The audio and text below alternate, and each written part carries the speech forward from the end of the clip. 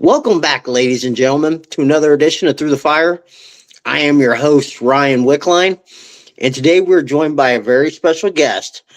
She is the founder of International Retreat Association, Miss Holly Porter.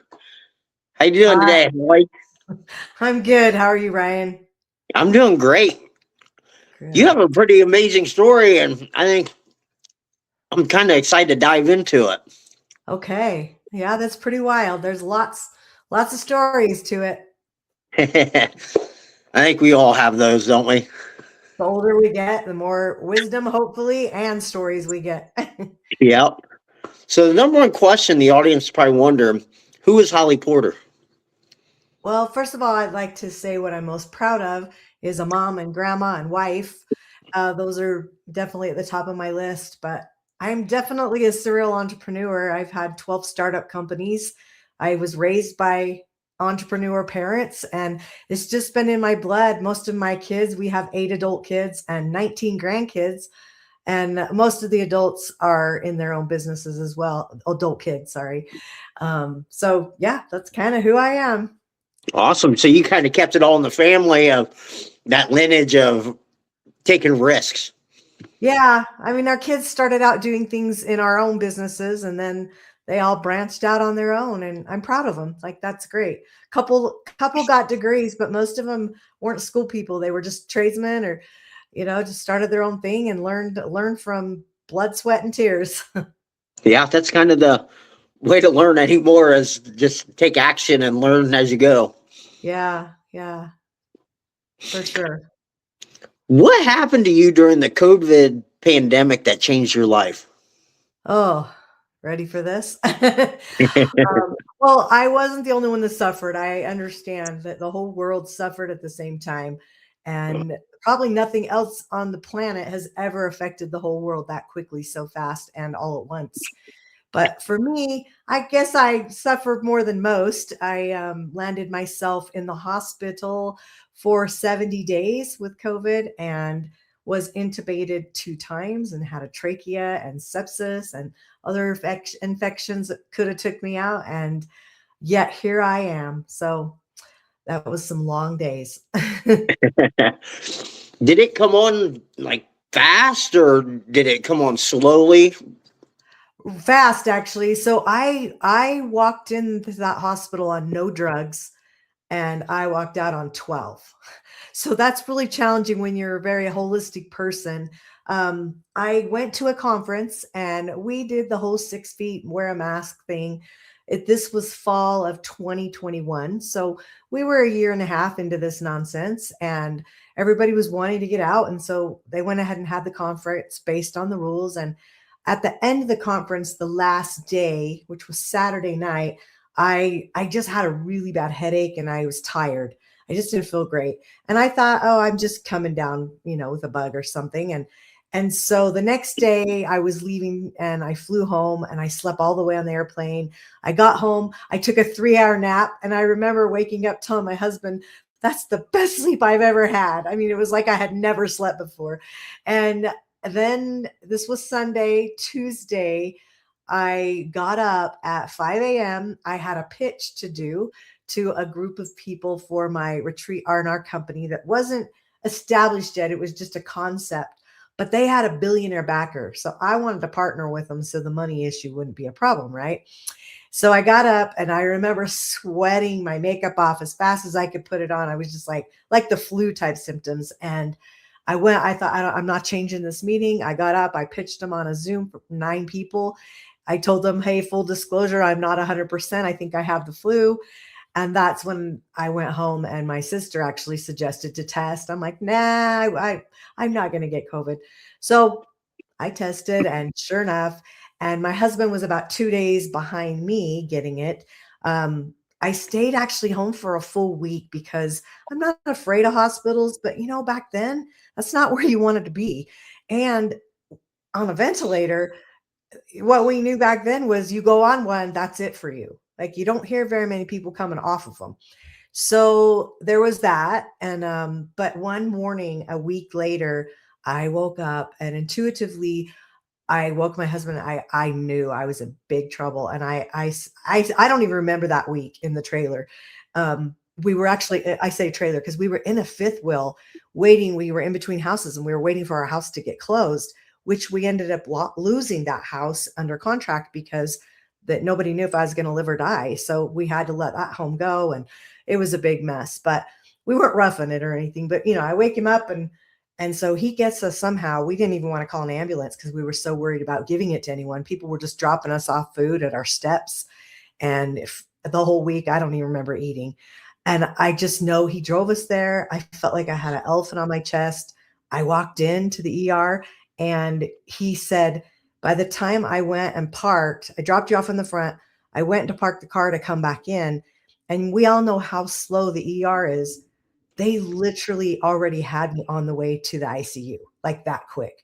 My oxygen was 63. I remember they put like 3 different levels of oxygen on me, and then I was up in the ICU. And they didn't intubate me for about 4 days, but all my organs and stuff were shutting down to the point I probably was refusing, I'm thinking, until I didn't have a choice. Everything was shutting down, and they're just like, yeah, you can sit here and watch all your organs shut off, or try this. And I'm like, at that point, nobody wanted to make that decision. My husband couldn't even come in with me for 3.5 weeks because he had COVID. And when he did come was the day I had the trachea, about 3.5 weeks later. And so I had been intubated twice and then had the trachea. And that was the day he came. And he could only come for like two hours because he himself was so sick. He was on oxygen and had blood clots, and he didn't get hospitalized, but we were a mess. What type of fear did you have going into that? It's interesting because I am pretty tough. I am a natural redhead, and we redheads, in case people don't understand or you didn't notice, we actually have a gene, some kind of a gene. They call it the redhead gene. So if you're ever having surgery or going to the dentist or having medication prescribed to you, you feel pain more, and it takes a lot more of everything to bring your pain down. So like anything I would do, I was aware of that. I knew that. But I had no anxiety in my life. Like I never had that as an issue. I mean, I'd have bad days once in a while, be depressed, but I didn't suffer from depression, anxiety, PTSD, trauma. Like I didn't deal with a lot of that. And so to get in there and not be able to breathe, I remember the nurses asking my sisters, because I had 2 twin sisters just younger than me that were twins, and they would rotate every 24 hours. I could have one person. And what a blessing, because so many people early on that were in the hospital got nobody. That's why so many died. They didn't have support. They didn't have help. I did. And they just knew I needed them there, and they were there for me. And the nurses would say, you sure she's not on anxiety medicine before? Because she's really bad. And I thought, let me take your oxygen away and let's see how you react. Yeah. When you can't breathe, I mean, breath's everything to me. So yeah, I had lots of anxiety. I can remember, just to paint that picture a little bigger, I remember losing all 5 senses. So they will tie your hands to the bed when you have a ventilator in so you won't pull it out. I never had a desire to do that, by the way, because that was giving me air and I knew it. I wanted to breathe. And so hands tied to the bed, taste and smell were gone from COVID.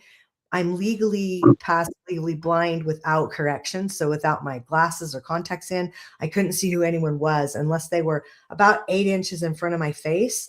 And then they all had the yellow mask, yellow gown, and most of them wore glasses. Even if they didn't wear glasses, they wore it for their protection. Yeah. And so everybody looked the same.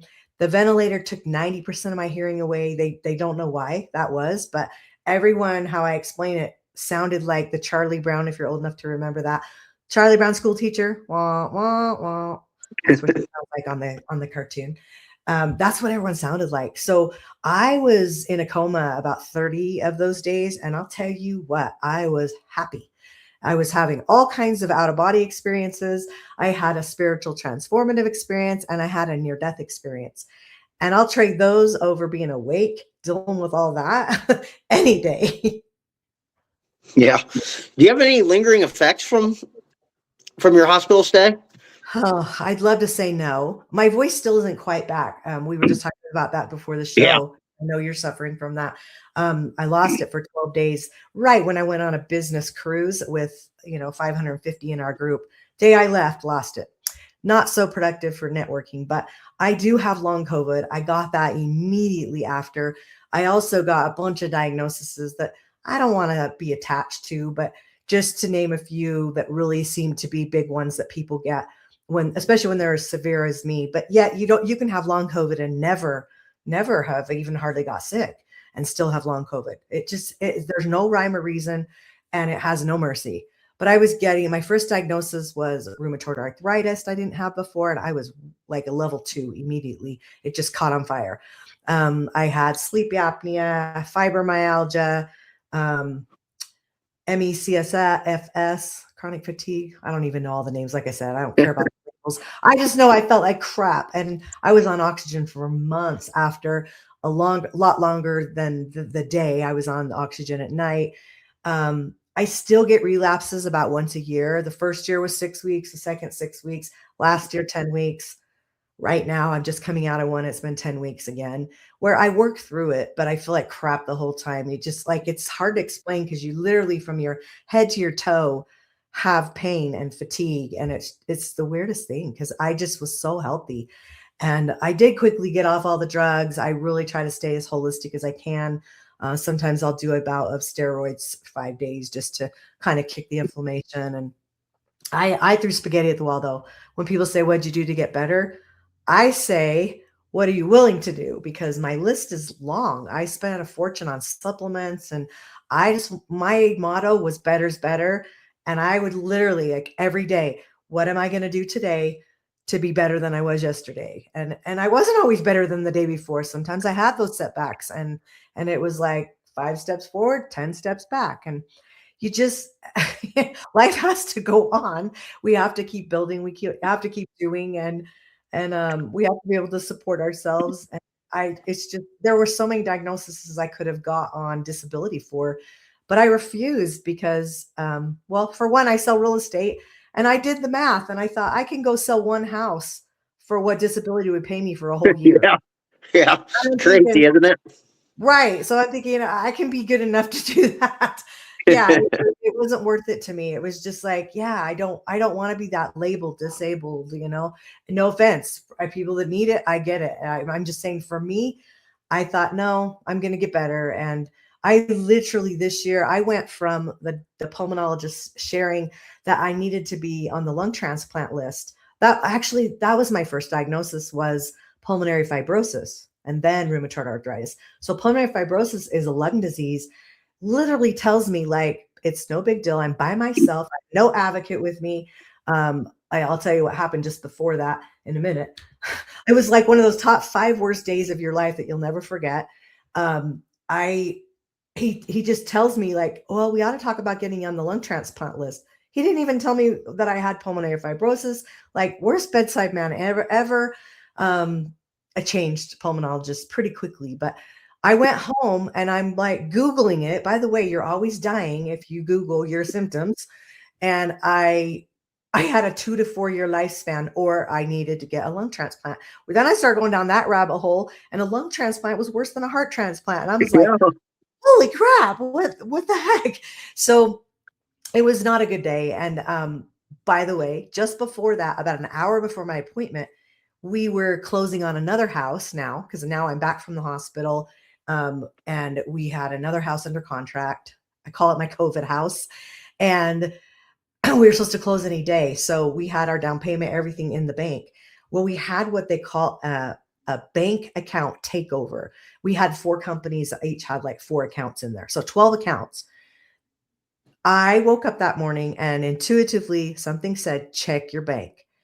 And so I pulled it up online just before my appointment, when I get my death sentence, and my counts, like almost all of them said 0 or $4 or so what they had done, they had gotten into my main account and they had transferred for a couple days, little amounts to know they had control over it all.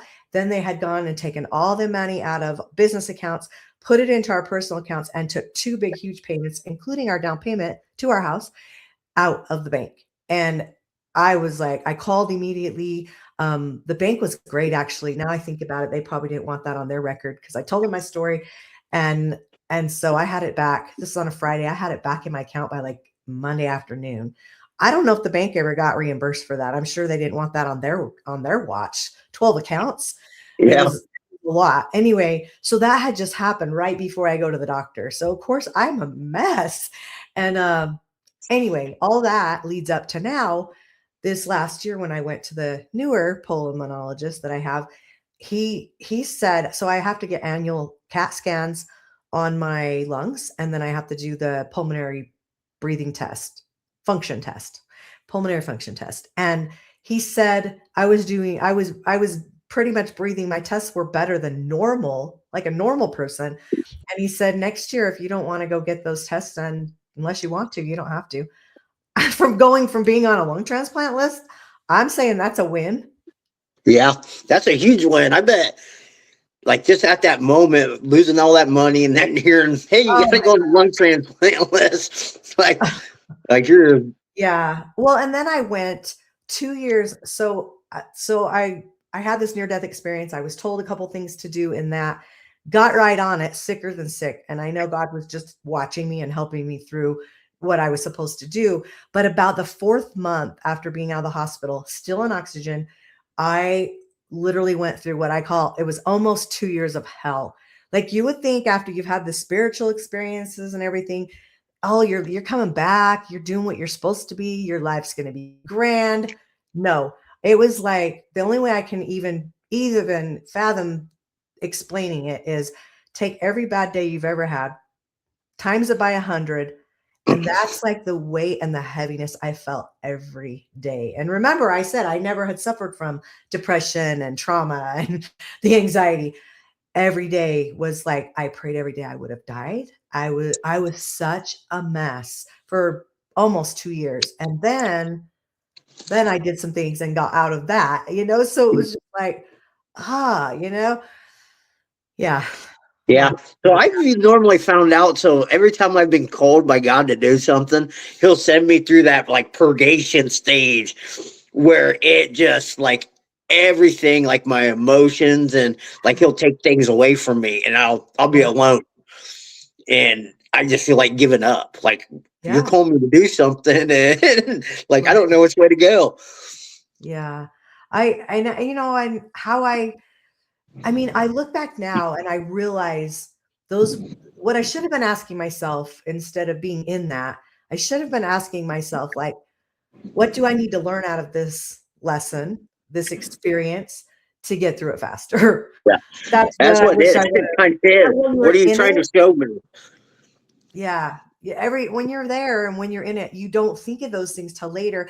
And I do No. know now, looking back, I was shown some really icky things and had some horrible relationships destroyed. When you think everybody, oh, I almost died, everybody should gravitate towards me and want to be with me and spend time. And it was the opposite. It was like I repelled most people, and it was so heartbreaking. And I look back now and I think, okay, I needed to live in that it because I'm called to do a bunch of philanthropy in my future. And honestly, I want to be the check writer to do that. I don't want to be in the ick. I feel like I already Yeah. had to live it. I had to see it. I don't want to be there. I just want to say, hey, what do you need to make this happen? And be able Yeah. to grant that, for someone Yeah. because, oh, horrible. So what did He call you to do from that experience? Yeah. So in the near death experience, I was told two things. First of all, I wasn't given a choice whether to come back or stay. I really think I would have chose to stay. I joke with my kids all the time that I could have probably helped better from the other side than I could here because they're all adults and they don't listen anyway. But I wasn't given that opportunity. So here I am, get sent back. But I was told two things just before that. So I was told to start a nonprofit, and it was called Adventure Bucket Wish. But I was not given the mission, and that's all evolved over the last few years too. And then I was told that that company that I pitched to the billionaire backer, that day that I got sick, went in COVID, I was so excited to partner with. I was told not to partner with them. I was told that that wasn't the highest and best thing to do and that it needed to stay mine. And it's been interesting because now, here 4.5 years later, like it's evolved now into this association, which was another God gift, is what I call it. So those were the two things I had incorporated about the fourth month when my 2 years of hell started. Like how I did that on oxygen, being just, I mean, I could hardly move. I was just such a wreck. God had his hands in it. I was able to incorporate those. I was able to get a 501c3 in 25 days, which is unheard of. That's crazy right there. Yeah, I just like things kept coming. Part of my story, I have a book I just launched on 11/11, on November 11th last year. I knew that was the day I got out of the hospital. My birthday's 1/1. When I did my logo for the retreat company, I told them it needed to have a tree in the favicon in the image. And when I got it back, it had 11 leaves and 11 roots to the logo, which was 1111. Like there were so many things that kept like me going, saying you're on the right path, you're on the right path. And then after the 2 years, I had a friend of mine, I'm certified for hypnosis, and I had a friend who gave me a hypnosis session on my near-death experience because I felt like there was some gaps missing to the story. And it was amazing. It was almost, I hate to compare it, but it was almost like having another NDE, near-death experience, because I got things revealed to me.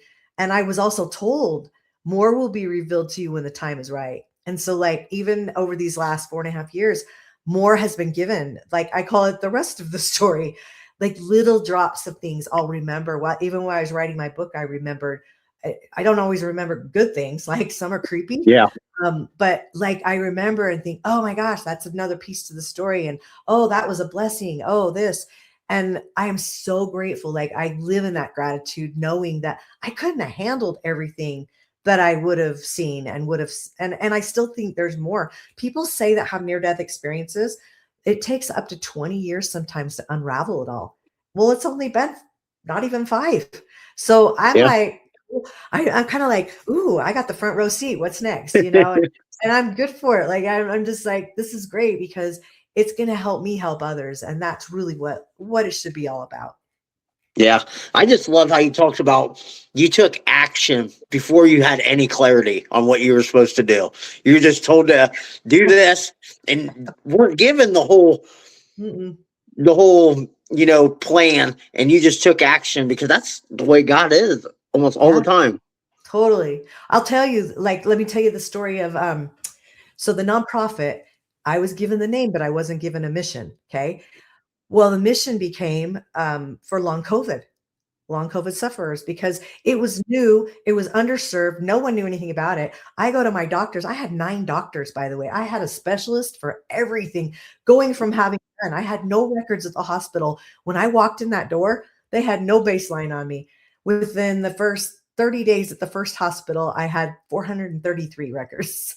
I mean, it was not like I had them printed out for an insurance thing I had.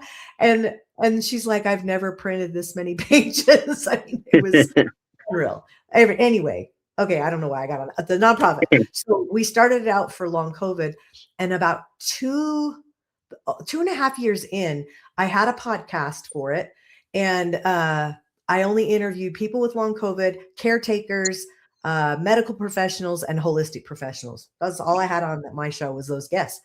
And it was like pulling teeth to get people to tell their long COVID stories. And I'm thinking, this is so interesting. YouTube would suppress it because we would say COVID, and they didn't like that. So they would suppress it. So nobody was watching it. And I thought, wow, with 100 million sufferers of long COVID, you wouldn't think I'd have a problem with people wanting to tell their story. But I did. And I knew something was off. And so I took all the fundraisers off the table that year. And I told my board, I said, let me just keep doing the podcast till I know something's up. I don't know what yet. And one day I'm recording not live, but video and audio of my podcast. And I have a visitor that is a long COVID sufferer. She's the guest and she's telling her story. And all of a sudden I start reliving mine. Like I couldn't breathe. I felt like I had an elephant on my chest. I was like, what is happening? And then I get this download, what I call it. This is your last podcast. This is not your mission anymore. And I was so excited, actually. I had a hard time finishing the show because I needed that answer. Like, that's all I was waiting for was just like, what am I supposed to do? This doesn't feel right. Get that strong of an answer. I'm like, good, cancel, cancel, cancel. But then I went into a little depression after that because I called one of my board members. She's really holistic. And I said, gosh, why would God tell me to do this and then take it away? And she's so smart. She said, if I remember right, you got the name that you were supposed to do, but you didn't get the mission. We came up with the mission because you were living that. You're right. Yeah, you're right. She said, so we're in our third year, which is kind of a big deal for nonprofits. She said, let's keep the name and change the mission. And so that's what we've done.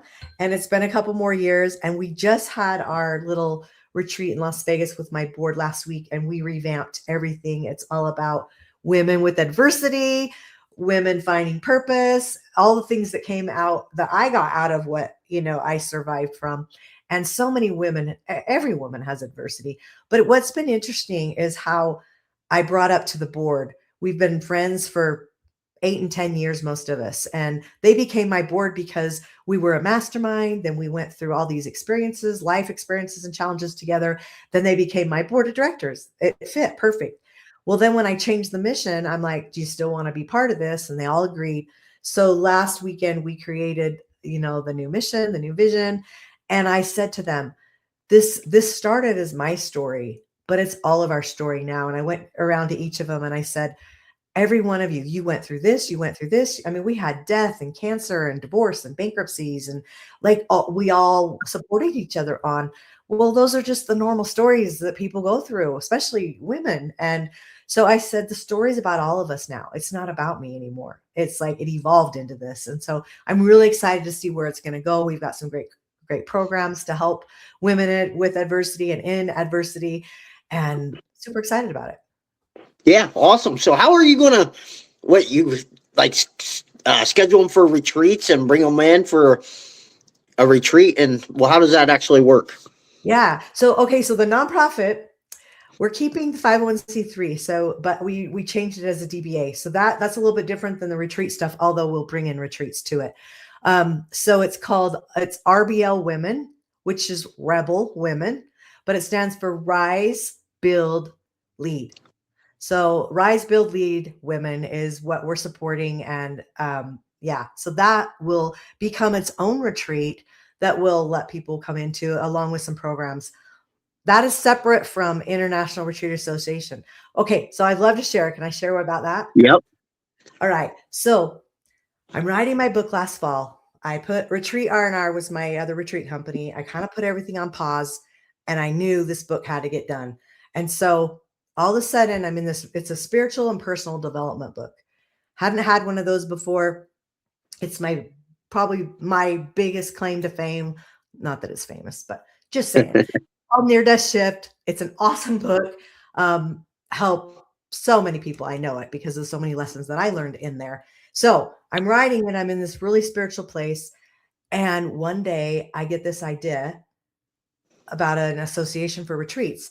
Well, I'm a real estate broker of 20 years. So I'm part of the National Association of Realtors, Utah Association of Realtors. I've been part of a building association, a coaching association. I get what they do and what they support. So I was like, why am I getting this idea? So I went down the rabbit hole enough at that time to realize with 2 to 3 million estimated retreat leaders in the world, nobody's ever created an association for them to belong to. There's no professional standards. There's no set values. It's just like a free for all, and they're all just winging it. And there's no support. There's groups, there's memberships of things, but like this one body of an association that can help support this whole ecosystem. So we're creating it. And I had to literally have a kind of a conversation with God. All right, I have a deadline. And if I go down this rabbit hole any further, I'm going to miss my book deadline. It's 11/11's my deadline. That's it. It's coming out. So if you just support me and get me to get this book done, I promise as soon as it launches, I will focus on this because I knew I was led to do it. Why isn't there one? That's what I kept saying. God gives hundreds and thousands probably of people the same ideas, but they don't take action. And it was like, why me? I don't know, but it was. Okay, get the book launched. And in December, I incorporated International Retreat Association, exactly what it is. And we are just having our launch this next week for membership. I've been building a leadership council, advisory board, things like that, kind of behind the scenes the last few months, but the actual membership. And I'm so excited about it because it's got to be affordable for everyone at the lower level to get in. It's $111 for the whole year. I've never heard of a membership that cheap. So I'm really feel like we're going to bless a lot of people, bring them in. It's 111. There you go. There's my ones. And we'll open that and the founding membership. And like, it's just been interesting. Like I keep thinking, why wasn't that my retreat idea in the first place? Because the other company I have, it still needs $1 million to finish the software. It's like an Airbnb for retreats. So booking and hosting site, picture that. That's part of that. And it's just all that's on pause. This is like my lane right now. This is all my focus is going. I'm sponsoring some other retreat events coming up in the next few months. And like, it's so nice to like, feel like you don't have that imposter syndrome. You like I'm not second guessing anything because I know where the idea came from. Like I just am in my lane. The right people are going to show up. It's going to happen and it's going to be amazing and it's going to serve and help so many people. So there you go. Awesome. I love your faith though with it. It's like there's no anxiety about it. Like I know it's going to work out, and I know when at the time's right, the right people are going to come. Which is unusual. Like we all have that with business. I mean, I can't say this is my 12th startup company. I can't say that has ever been the case for any other thing I've done, but I think the time is now. The headspace is right. I mean, I hope I don't sound cocky. I'm not, that's not where my heart is. It's just like, when you know. Yeah. Like you mentioned, you started up 11 different companies, now on number 12. What was probably the scariest one you started and why? This is definitely the biggest, but the least scariest. Isn't that interesting? Yeah. Let me think. You know, probably the retreat R&R, because it's been the last 4 years, lots of challenges. I mean, like I said, I still need $1 million to finish the software, have it. If I'm going to do it, I'm going to do it right. Yeah. Otherwise, I would have just slapped it together and threw it out there. There's also buying and selling luxury retreat properties as part of that company because I'm a real estate broker. No one's doing that right now. Like they're not focused on just retreat properties internationally, let alone nationally. So like I'll go back to that, but I know this is where I'm supposed to be. But that to me was it's like, why did we flip those ideas around? It's okay. I think I had so many lessons to learn in that and all those challenges and a lot of money we've put out to get, I can't say nowhere because there's been a lot to learn in there, but a lot of mistakes were made and more than any other company I've done. So I would definitely say that one. Yeah. Well, that's good though, because that's where the lessons are kind of learned and where the most growth happens. Yeah. And I'm willing to go back to it. I want to get the association because I know those two things that I just mentioned are so needed. I mean, it's amazing that there's not a booking and hosting site like what I'm building there. It doesn't exist and we need it. I mean, Airbnb doesn't like, and our VRBO, they don't like retreats. They think they're parties. And so they have all kinds of rules against them. So people that are using them are sneaking usually to do that. And so to have a platform created that they can actually legally be on that's going to be supportive to that industry will be amazing. Yeah. How can entrepreneurs turn adversity or personal pain into purpose and prosperity? Ooh, one little baby step at a time. I feel like sometimes we want to like fast track everything. Guilty. That's a redhead thing too, along with an entrepreneur and driven people. They want to get there so fast. And sometimes just taking one step at a time and then being present. That's going to be what my biggest lesson I think that I learned out of my whole experience. And it's definitely, I talk a lot about it in my book, is being present in the moment. When we raised kids, And we had 7 teenagers at one time in the house, and it was chaos. Not including we were running at least 3 companies, maybe 4. Not including I was Rotary International president of this. I was over 1,400 soccer kids. At the same time, I was doing real estate, and I had the biggest salon and spa in town. Okay, not bragging, just saying, okay, stupid comes all kinds of ways. All right. I was not present. I mean, sure, I was watching 4 kids play soccer, 4 different fields, sometimes 4 different locations I couldn't be at. I'm on the field, I'm doing a real estate deal. I'm not present with anybody. You're just like, you're just on this motion of go, go, go. And yeah, that's what I would say is just really, we need to stop and be still. And I think that's why I get relapses with my health, because I'm off track, because I think I got sick with COVID because I wasn't listening to the next steps. And the only way God could get through to me was to put me in a coma and give me these experiences. People don't have to almost die to truly live. They can figure it out by watching other people go through hell. They don't have to go through it themselves. So that's my take. How do spirituality and strategy work together to create sustainable success? What was it? Spirituality and what? Strategy. Strategy. Oh yeah. Um, you know what? I think strategy should be in all decisions. And that's part of the presence and being present. I think for me, I would say before I got sick, I was a religious, spiritual person. And now it's like I feel like that's flip-flopped. I feel like um I'm like, I don't believe I have to be in church every week to have a relationship with God. Not that with it just I have nothing against religion, but for me it's like, okay, I had this spiritual experience. I didn't get to see God, but he talked to me.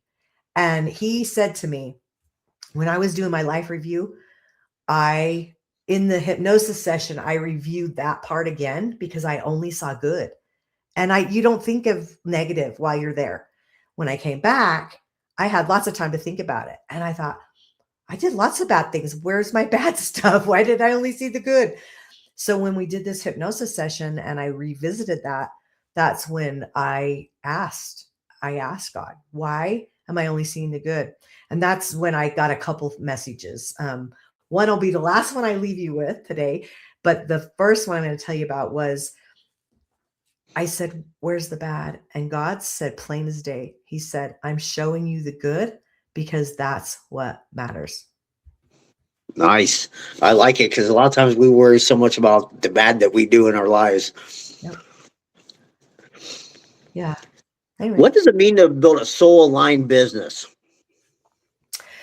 I think when you are in alignment, I think your soul knows it, first of all. I think sometimes we don't take the time to we stay in the busy.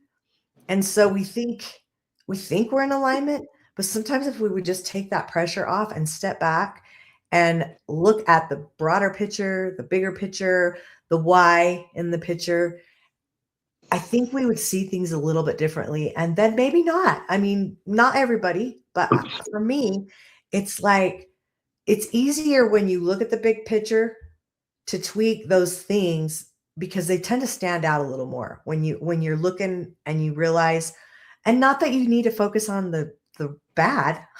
Just like God didn't want to focus on my bad stuff, he wanted to focus on my good stuff. It's like sometimes though we need to, it might stick out like a sore thumb. All of a sudden you're seeing this bigger picture of things, and something's like all of a sudden, oh, I got it now. Or, oh, I can tweak this and then this is going to flow better in the whole perspective of things. I'm kind of a list person. I like the pros, the cons when I'm making decisions. But you got to be in a good headspace to do that, because when you're only thinking of the bad, you're going to write all the cons. When you're only thinking of the good, you're going to write all the pros.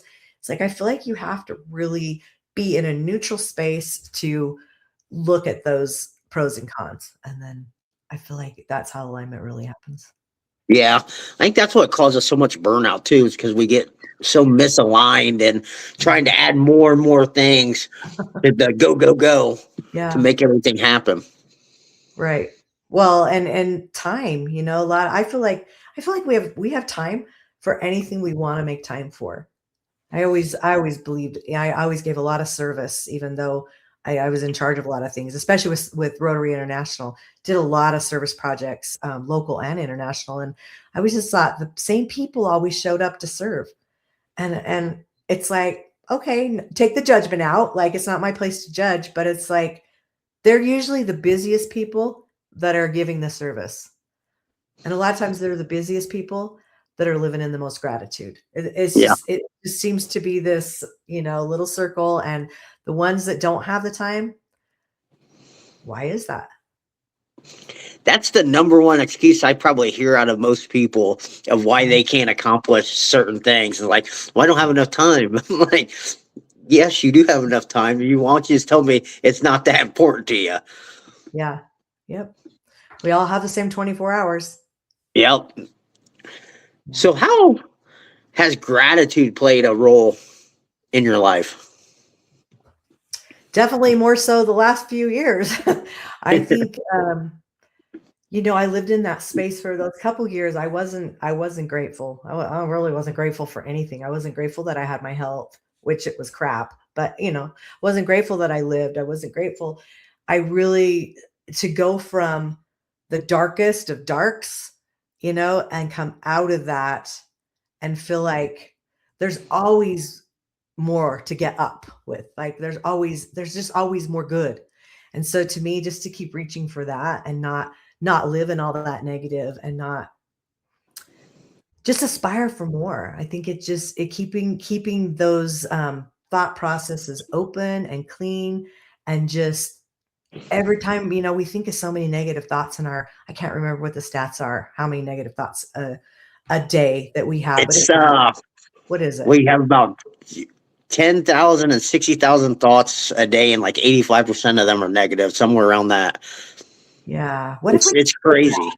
I mean, what would our lives look like if we could flip that stat from the negative and the positive to the positive and the negative? And I just feel like that's part of gratitude. And what I noticed is when I'm paying attention, which I do a lot more these days, I'll be like, for instance, I'll be climbing up my stairs and I have a lot of inflammation and things that go wrong with my long COVID and rheumatoid arthritis. And when I'm feeling good, I really want to be aware of that. And so I'll be climbing up the stairs and I'll be like, I sometimes will say out loud, I feel great today, because it's like I'm not just telling myself so I will, like I do, and I want to know, I want it out there. Hey, this is what it feels like. This is what good feels like. I know what bad feels like. I know what crappy feels like. Who wants that, right? I mean, of course, we all get older and get those aches and pains, but you add health challenges to it. I just never had sympathy for people that had health challenges like I do now, because I get it. I mean, I thought people were nuts. They had more than one doctor, let alone I had nine. I just like, oh, I get it now. And it's too bad that sometimes we have to go through what others are suffering to see it. But my mom was always so patient with people that had illnesses, and she actually ended up getting Parkinson's, and that's how she passed away a few years ago. But she was just always so sympathetic to people, and I was just like, "Suck it up, Buttercup. You can do it. Get over it. It's fine. You're fine. Get a band-aid." I'm a little more sympathetic now. Well, you had to go through that to get to where you are. Yeah. You created the shift framework. Can you tell us about that, and how does it help people transform both their business and their mindset? Yeah. There's stories in my story of my book called Near Death Shift, about all that. And the shift framework is surrender, hope, intuition, faith, and transformation. And that was really the steps I went through. The last 8 chapters, the first let's see, there's 17 chapters. So the first 9 chapters are my story and all my near death experiences. There's some crazy ones in there, and just lots of different stories. Okay.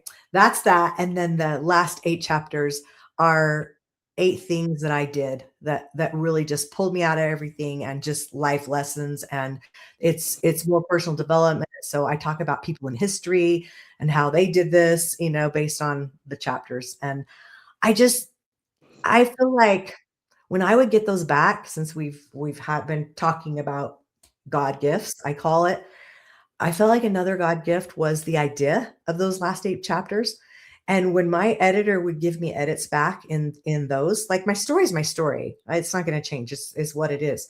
But those 8 chapters at the end of personal development, she'd give me the edits back. And I felt like sometimes I was reading it for the first time and I wrote it. Like, that's how much I felt like God's hand was in it. And so grateful for that. And so far, great feedback. And I hope it continues to help people. Awesome. What is the number one thing you think holding most people back in business and their mindset? Honestly, I think it's because people don't know how to take action. I mean, I'm probably talking to some people on your show that are good action takers, but let's use my association. Why is there not an association with 2 to 3 million estimated just retreat leaders, not counting all of the service providers and venues and the whole ecosystem involved in that? Like, why is there one? Do you know this? This is a $363 billion industry by 2029.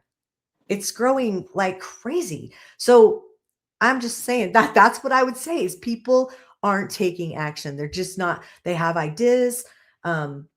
Maybe they second guess everything. Oh my gosh, just do it. Figure it out on the way down. Like, I had an attorney ask me a few months ago, so you'll just open up this membership without having everything figured out? And I'm like, yeah.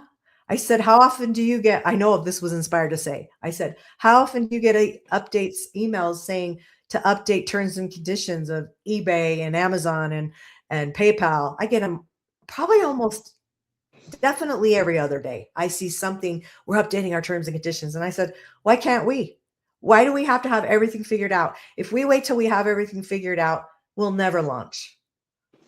And I know that's his job as an attorney to pick holes through things. That's fine. But that was my answer. And I'm sticking to it. That's a great answer, though, because a lot of people don't take action. They get stuck in that planning stage and think they have to know every step. And I found out, just in my own personal life, I gained more clarity by taking action. Yeah. You'll figure it out. You know what? Will you make mistakes? Absolutely. Will you learn from them? Absolutely. Will you do better next time? Absolutely. So just do it. Like, do it. Love it. How can people get a hold of you? I have a link tree that gets you to all my social handles, my website, the association, the podcast, All Things Retreat podcast, the book, everything's there. And if you'll put that in the show notes, it's just I will definitely put it all there. Link tree, and I think it's just Holly Porter after that. So if we'll put it there, that's a great way. Awesome. Is there anything we haven't covered that you want to talk about? Okay. One thing that I said I would say at the end, in my hypnosis session, when God told me he's showing me good because that's what mattered, he gave me a message. And if I would have had that message before and remembered it, it would have taken that 2 years of lessons that I had that were so awful. And what he said were these words: love them where they're at. And if we remember that message, it takes the judgment away. You just can't change who and what someone is. And so love them where they're at. So that's my message, is to challenge people to do that. And the people that you probably need to love the most, you want to the least, those are the ones you probably should give some service to. Yep. That's a hard thing to do at times. It is hard. It is hard. Yeah. Awesome. All right. Final question. What is one piece of advice you'd like to leave our listeners with about overcoming adversity? Get out of your own way. Just quit second guessing everything and make things happen. Something that you're thinking about, that you've thought about for a long time.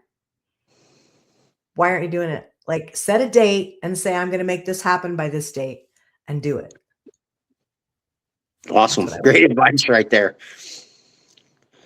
Hey, Holly, I can't thank you enough for coming on here and sharing your story with us. It's very inspirational. Well, thanks for having me. I appreciate you. No problem. Well, guys, that's going to be all the time we have here today. Remember, the only way to get what you want is go through the fire.